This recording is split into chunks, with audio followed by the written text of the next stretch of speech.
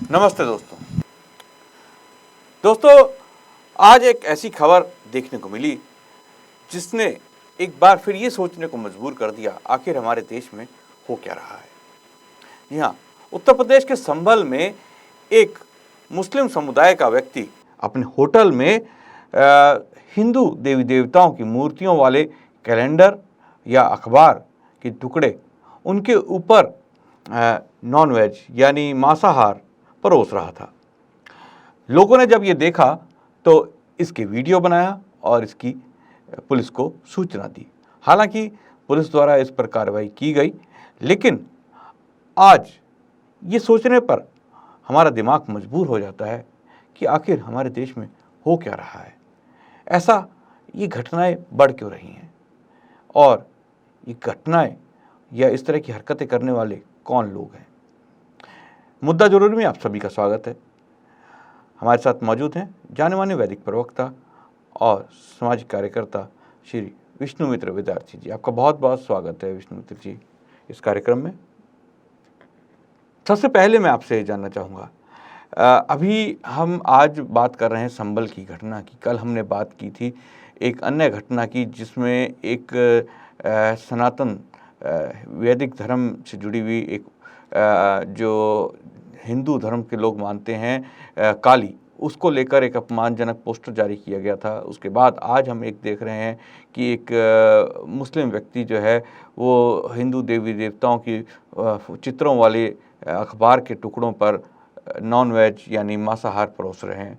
तो आप इस घटनाओं को किस प्रकार से देखते हैं कि हिंदू देवी देवताओं के चित्रों को भले ही लोगों की आस्था उसमें है तो उसका अपमान करना, उसके साथ इस तरह की हरकतें करना, इसको आप किस तरह देखते हैं? आदरणीय अमित शर्मा जी, आजकल भारत में उदयपुर, अमरावती जैसे अनेक स्थानों पर जो राक्षसीय कृत्य हो रहे हैं, ये राक्षसीय कृत्य भारतीय संप्रभुता को चुनौती देने के कृत्य हैं। आप इस घटना पर दृष्टिपात करेंगे तो हमारे दर्शकों को भी ये पता चलेगा कि उत्तर प्रदेश के संभल नगर में एक तालिब हुसैन नाम का मांसाहारी और दूसरों को भी मांस खिलाने वाला वह व्यक्ति अपने महक रेस्टोरेंट में हिंदू महापुरुषों के चित्र जिन कागजों पर हैं, जान पूछ करके उन कागजों पर मांस लपेट करके विक्रय कर रहा था। इस घटना से बहुत सारे श्रद्धालु, आस्थावान हिंदुओं के धार्मिक भावना पर चोट लगी। उन्होंने जब इसकी सूचना पुलिस विभाग को दी तो पुलिस विभाग महक रेस्टोरेंट पर जिस समय तालिब हुसैन का निरीक्षण करने के लिए गई तो आप देखिए उनकी आक्रामकता यहीं पर नहीं रुकी, बल्कि उन्होंने हमारे आरक्षी पुरुषों को अर्थात पुलिस वालों को मारने का प्रयास किया। पुलिस विवश हो गई इसके लिए हत्या का प्रयास करने की धारा 307 लगाने के लिए। आश्चर्य इस बात का होता है कि इनका इतना अधिक मनोबल बढ़ गया है अपने राक्षसीय कृत्यों के लिए कि ये उत्तर प्रदेश, जहां योगी आदित्यनाथ जी सबल रूप में शासन को चला रहे, वहां पर भी ये चूक नहीं करते। ये कृत्य हत्या के प्रयास का है। ये कृत्य जानबूझकर दुर्भावनापूर्ण कृत्य करने का है। इसीलिए इसमें आईपीसी की 295A ये धारा लगी है और संप्रदाय, जाति, जन्म स्थान आदि के आधार पर समूहों में जो शत्रुता को बढ़ावा देना है, ये कृत्य भी इसमें हुआ है। इसीलिए हमारे आरक्षी लोगों ने धारा 153 ए को भी इसमें लगाया है। जी बिल्कुल ठीक आपने कहा कि इसमें विभिन्न धाराएं लगाई गई हैं क्योंकि उस व्यक्ति ने जो कार्य किया और लोगों को की भावनाओं को ठेस पहुंचाई, इसके अलावा उसने पुलिस पर भी हमला किया। विष्णु मित्र जी, आपसे जानना चाहेंगे कि जैसा कि आपने कहा कि लोगों का समुदाय के लोगों का मनोबल बढ़ गया, ये जो भी आप कहना चाह रहे हैं, लेकिन ये एक तरह से कहीं ना कहीं ये मानसिकता ही दर्शाती है कि इसी प्रकार से काम करके हम उनको किसी व्यक्ति के दिल को दुखा सकें। और अगर किसी व्यक्ति का दिल दुखता है तो इससे बड़ी बात कोई नहीं कि वो अगर उसको उसके जिसे कह लीजिए उसके एवज में कुछ इस तरह की चीज़ करता है, उससे लड़ाई झगड़ा करता है, तो एक कह दिया जाएगा कि एक बेचारे इस्लामिक को मानने वाले व्यक्ति को मारा गया, उसके साथ लिंचिंग की गई, इस तरह की बातें हो जाएंगी। तो सबसे पहले एक चीज़ और जानना चाहेंगे आपसे विष्णु मित्र विद्यार्थी जी कि अचानक से ये घटनाएं बढ़ क्यों गई हैं हमारे देश में? देखिए, जब तक छद्म संप्रदाय निरपेक्षता भारत में चल रही थी तब तक कोई विरोध नहीं था, लेकिन जब से शपथ का जवाब मुक्के से देना हिंदू लोगों के द्वारा प्रारंभ हो गया है, तब से ये दुर्भावनापूर्ण कृत्य बढ़ गए हैं। हमारा कर्तव्य जहां सबसे प्रीतिपूर्वक व्यवहार करना है, जहां सबसे सरलता धर्मपूर्ण व्यवहार करना है, वहां यथा योग्य व्यवहार भी करना है। सत्य सनातन वैदिक धर्म जहां अहिंसा का पाठ पढ़ाता है, वहां यथा योग्य करने का पाठ भी पढ़ाता है। मैं आपसे निवेदन करूंगा, दुस्साहस की चरम सीमा तो देखो कि भारत के उस प्रांत में जहां का मुख्यमंत्री सबसे अधिक दयालु मुझे लगता है, यह घटना भारत के उत्तर प्रदेश के संभल नगर की है। और उत्तर प्रदेश के मुख्यमंत्री योगी आदित्यनाथ को यदि आप ध्यान से देखें, उनका निरीक्षण परीक्षण करें, कार्य प्रणाली को देखें, तो मुझे लगता है कि वो बहुत ही दयालु महापुरुष मुख्यमंत्री है। उनके एक एक कृत्य में दया भरी पड़ी है।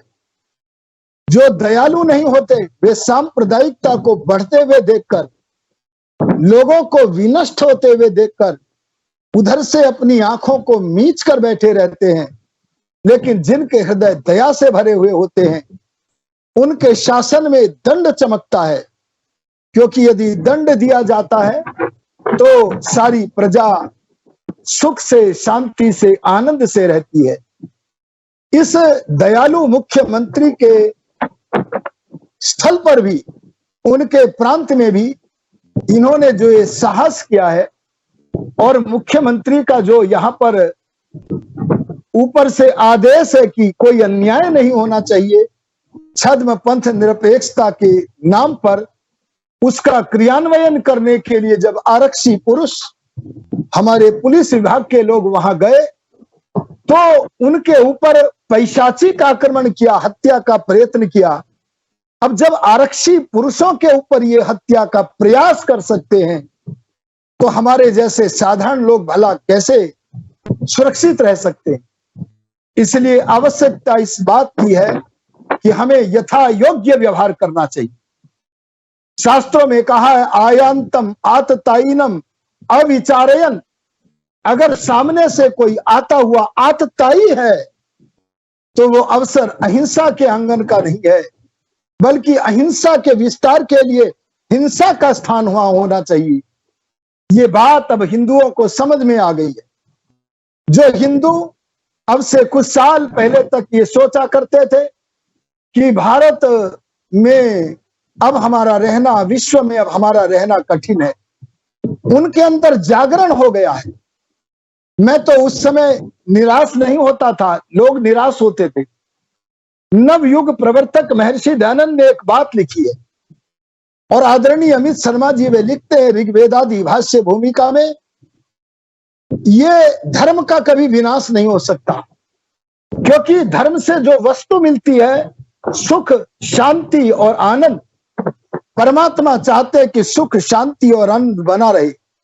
इसीलिए इस बात को समाधि में जानकर महर्षि दयानंद हमें निराशा से बचाने के लिए लिखते हैं कि जब से सृष्टि हुई है प्रलय पर्यंत परमात्मा की कृपा और हमारे पुरुषार्थ से परमात्मा का संविधान, परमात्मा का उपदेश, परमात्मा का ज्ञान वेद और हम मनुष्य लोग और सृष्टि के सूर्य चंद्र आदि पदार्थ बिल्कुल। आचार्य जी, ये जो आपने बात बताई कि वहां पर जो ये लोग इस तरह के जो कृत्य करते हैं, इनके जो आपने उनकी सोच के बारे में बताया, अब आपसे ये जानना चाहेंगे कि ऐसे लोगों के लिए क्या किया जाना चाहिए, क्योंकि हम देख रहे हैं कि आज लोग एक दूसरे के ऊपर से विश्वास हट गया है। पूरा देश, अगर हम भारत की बात करें तो यहाँ पर विभिन्न मत संप्रदाय के लोग रहते आए हैं, सदियों से रहते चले आ रहे हैं और एक दूसरे के काम भी एक दूसरे के साथ करते हैं। ये सच्चाई है। अगर हम ये कहें कि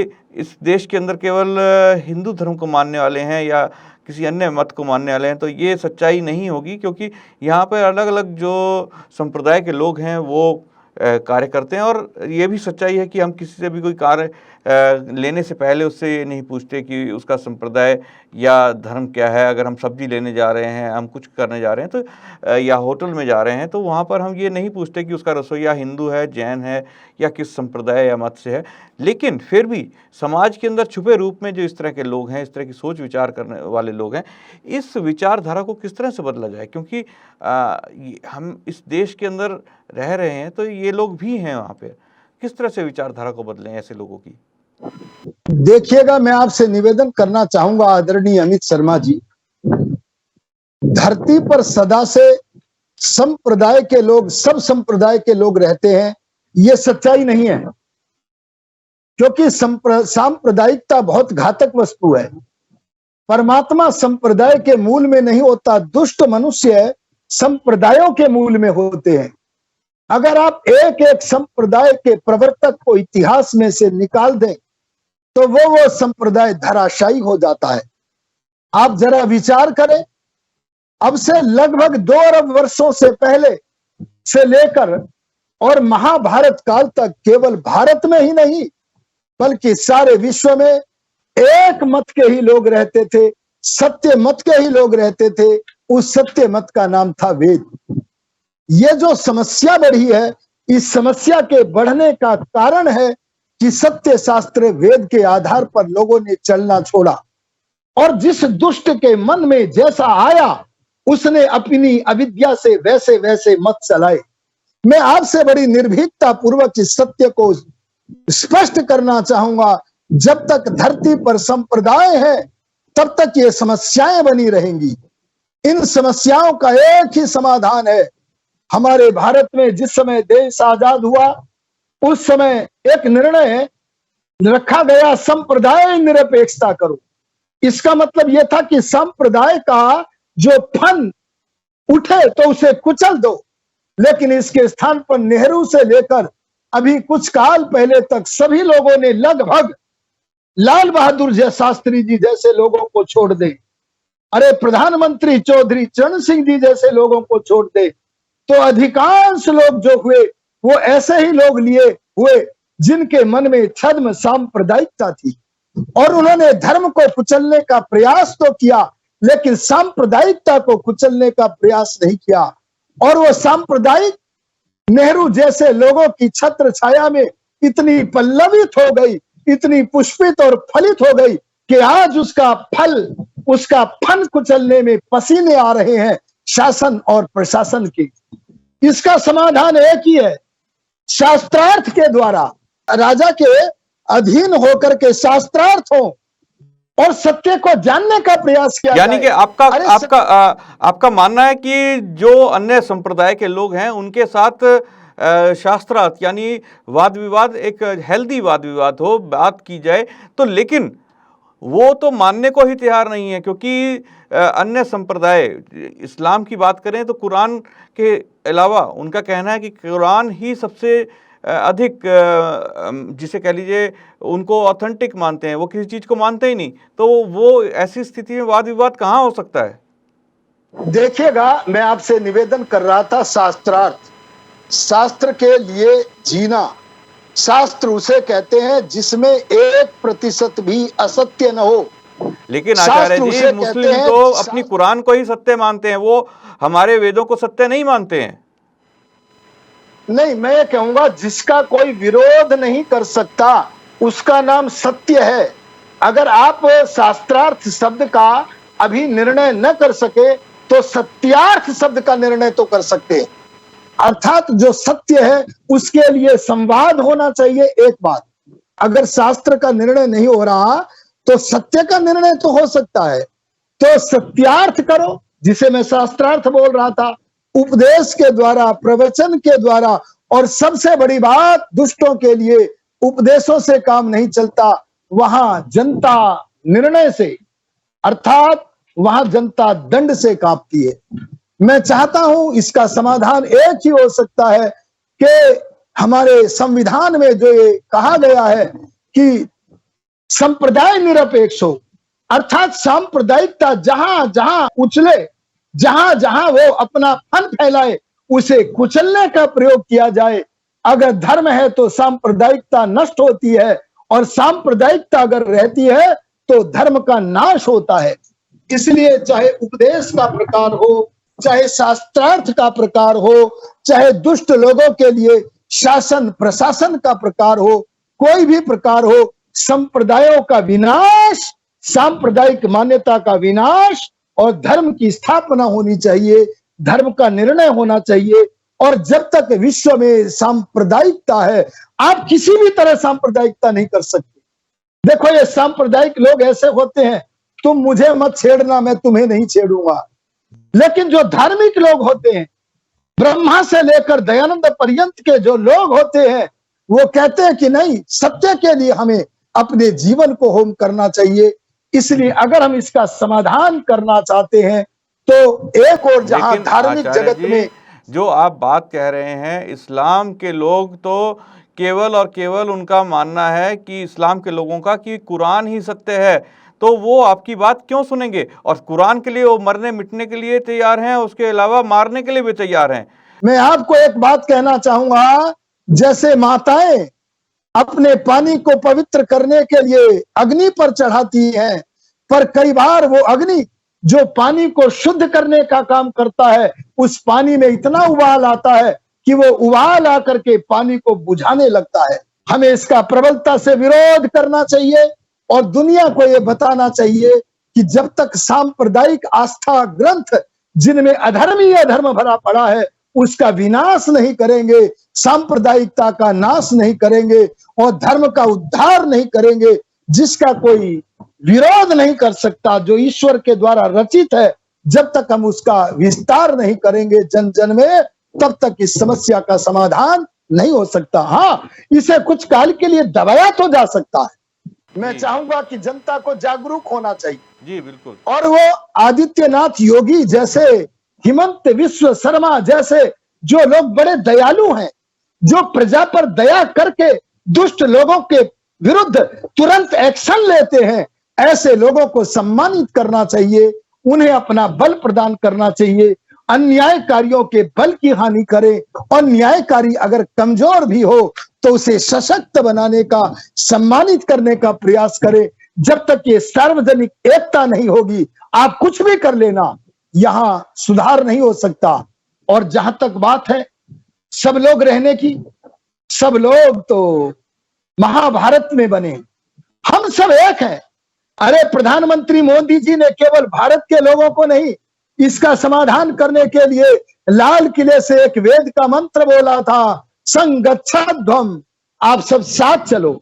साथ तो नहीं चला जाता, तो बोले संवदध्वम, एक आवाज में बोलो। एक आवाज में ही तो नहीं बोला जाता, बोले संवो मनांसी जानताम, तुम्हारे विचार एक हो। बोले कैसे विचार एक होंगे? तो उस मंत्र में प्रधानमंत्री नरेंद्र मोदी जी ने कहा था कि सत्य पर आधारित होकर अगर तुम्हारा एक चिंतन होगा, एक वाणी होगी, एक आचरण होगा, इस संगतिकरण के द्वारा ही सारे विश्व में सुख शांति और आनंद हो सकता है। जब तक ये एकता का पाठ हम उपदेश, शास्त्रार्थ, सत्यार्थ या दंड के द्वारा समाज में प्रसारित नहीं करेंगे तब तक समस्या का समाधान नहीं होता। अब से पहले की सरकारें जैसे सामने आने वाली बिल्ली को देखकर कबूतर अपनी आंख बंद कर लेता था, ऐसे आंख बंद किए हुए थे। ये आंख बंद करने से समस्या का समाधान नहीं होता।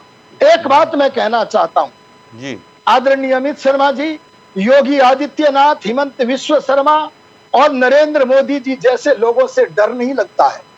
आप अपना इतिहास पढ़ के देखें, राम से डर नहीं लगता था, अरे योगी राज कृष्ण से डर नहीं लगता था। क्यों? क्योंकि ये सज्जनों को कभी दुख नहीं देते। पर जैसे राम और कृष्ण के सामने दुष्ट लोग थर थर थर करके कांपते थे, ऐसे जिनके सामने ये आतताई लोग, भारत की संप्रभुता को चुनौती देने वाले लोग कांपते हो, और हमारे जैसे लोग प्रसन्न होकर के धर्म की स्थापना का आनंद मनाते हो।